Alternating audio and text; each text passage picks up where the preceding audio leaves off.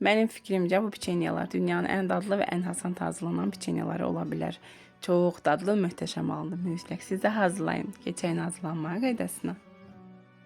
Bizə lazım olacaq 1 stəkan şəkər tozu və 100 qram da yumşalmış kərə yağı əlavə edib qarışdırırıq.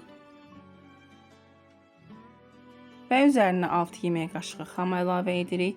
3 yumurtanın sarısını, 1 paket vanil və 1 çay qaşığı da qabartma tozu əlavə edib qarışdırırıq. Və qarışdırdıqdan sonra üzərinə 5 və ya 6 stəkan da un əlavə edib xəmirimizi yoğururuq. Yumşaq, ələ yapışmayan xəmir olmalıdır. Və əlimizlə kündələr hazırlayırıq. Hər kündəmiz 15 qram olmalıdır. Əlimizlə gördüyünüz kimi yumru formalar veririk. Və yayırıq. Yaydıqdan sonra içli olaraq da qatılaşdırılmış süddən əlavə edirəm. Üzərinə də qoz parçaları əlavə edib gördüyünüz qaydada bükürəm.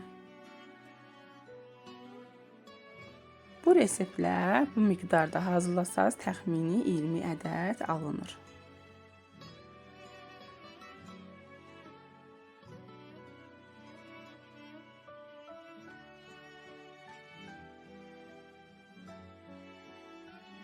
Və sobada 200 dərəcədə təxmini 15-20 dəqiqə bişiririk.